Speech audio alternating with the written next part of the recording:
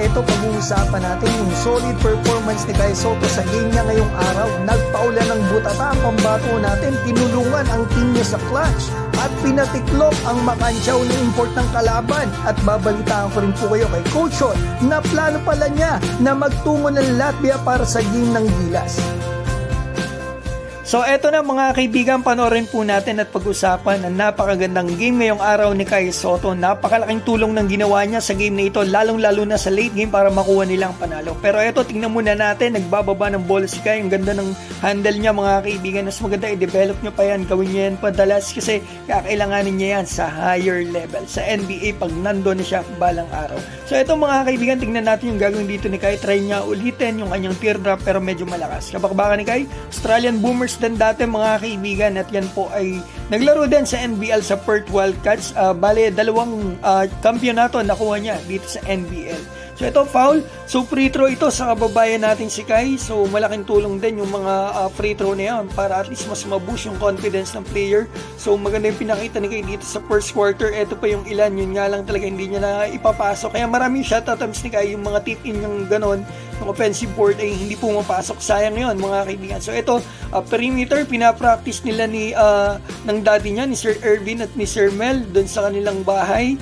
Sana napanood po ninyo. So ito mga kaibigan, block sa kababayan natin, napakaganda ng blocking ni Kai dito at defense, ang dami niyang blocks dito. So ito, ang layo naman nun Kai, grabe na sa may free throw line, walang dribble, nileft hand niya. So ito, tingnan pa natin yung gagawin ni Kai dito, butata na naman, pangalawang import, dalawang American import, magkasunod, butata sa kababayan natin.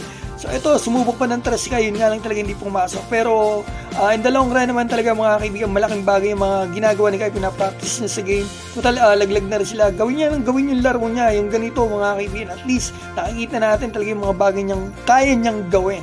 So ito, tingnan pa natin mga kaibigan yung gagawin dito ni Kai. Napakataas na IQ, nadulas yung kabantayan niya. Nag-sprint siya, sabay, touch pass dito sa kanyang team. Galing! So ito, tingnan pa natin yung replay. Hirap basahin nun kung ikaw ang defender no. So ito yung stats natin halftime. Si Kai ay sa almost 10 minutes may 8 points, 4 rebounds and 1 assist at may mga blocks. So third quarter tayo. Tingnan natin yung gagawin dito ni Kai.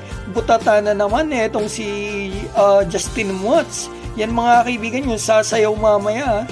Butata ang inaabot sa kababayan nating si Kai. So para sa akin clean yun eh. Hindi ko alam. Kasi minsan binabago ng bilig yung yung calls nila pag natapos ng game. So ito, napakagandang sprint kay Kai. Ito nga lang si YouTube talaga kinuyog na, ayaw ipasa. Buti na lang nakuha ni Kai. Nice one. Gawin mo lang ng gawin yun Kai. Ako pasahan eh. Kinuyog na dun eh. So ito, napakagandang galaw ni Kai. Nagustuhan ko to. Ano pa kaya si Kai? Siyempre gusto rin niya yan. Yung mga reaction ni Kai mga kaibigan. Sino hindi matutuwa? Ganun yung gagawin mo. Napakaswabe. So ito, tingnan po natin yung gagawin ni Kai. Ball handling. Napakagandang spin move. Yun nga lang talaga mga kaibigan. Dihado talaga sa baba ang mga sentro sa mga guard kasi malilit sila. Mas mabibilis sila sa sa baba, sa dribbling. So ito, tingnan natin to Nasa labas si Kai. Nangangansyaw to, sinasayawan pa Yokohama, mga kaibigan, lumamang sila ng isa, may pagsayaw pa. Tignan natin pagpasok ni Kai. Ito na nga si Kai mga kaibigan. Dang agad, pinanood na lang niya, hindi niya kayang depensan si Kai. So ito, tingnan pa natin yung gagawin dito ni Kai. Magandang depensa na naman kay Kai. Bagsang ang dating Illawarra Hawks. So ito, tingnan pa natin yung gagawin ni Kai. Hindi ko maalala yung ginawa niya rito. Yun! Last 2 minutes mga kaibigan, tinapik ni Kai para makuha nila yung possession. So ito, isa na naman power move kay Kai. Last 2 minutes, pinuwersa ni Kai. Ito yung sumasayaw kanina. At pakikita natin yung reaction. May contact kasi sila pagtapik ni Kai ng bola. At pag-ataka ni Kai dito, ito yung nag-reaction niya after ng play na ginawa ni Kai. Siya yung bantay. Talagang nasaktan siya doon. So ito, tingnan pa natin yung depensa ni Kai dito sa clutch. 57 seconds. Yan mga kaibigan, kita naman natin sa offense at defense, malaking bagay yung ginawa ni Kai, especially sa late game. So itong stats ni Kai mga kaibigan, 18.6 rebound, 1 assist, 5 block in just 22 minutes na playing time. Ilang percent yan? Mahigit 50% mga kaibigan sa field. Maganda ang pinakita ng pambato natin. Napakalaking tulong ng ginawa niya dito sa game nito para makuha nila ang panalo.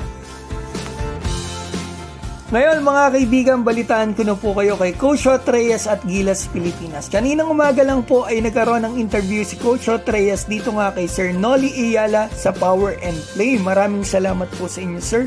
At dito nga nasabi po ni Coach Shot ang mga bagay na ito. I'm still connected. I'm planning to hopefully kung magkatuloy ang mga plano, to be able to go to Latvia to watch and cheer on and support the team in the Olympic qualifying tournament. Hopefully we can find time depending on the PBA schedule, of course, and talk and text. So yan mga kaibigan, nadinig naman po natin yung plano ni Coach Cho at manonood siya ng laban ng Gilas doon sa Latvia bilang pagsuporta sa ating national team. So yan mga kaibigan, ang video natin. Kung kayo po ay may opinion, magkomento na po kayo dyan sa baba. At babatiin ko lamang po yung mga nagpapabati sa akin. Ronman, Alvin Areyas, Lina Bachika ng Hong Kong, Sporty, Busio Kay Kahes, Alvin Alejado, PJ Manso, Arthur Pablico, THT, Junicio Rupo, Gerald Polo, Coach Haji at Mark Ray Mendoza. Maraming salamat sa inyo mga kaibigan na sa walang sawang suporta sa ating pambato na si Kyle Soto. Mabuhay po kayo.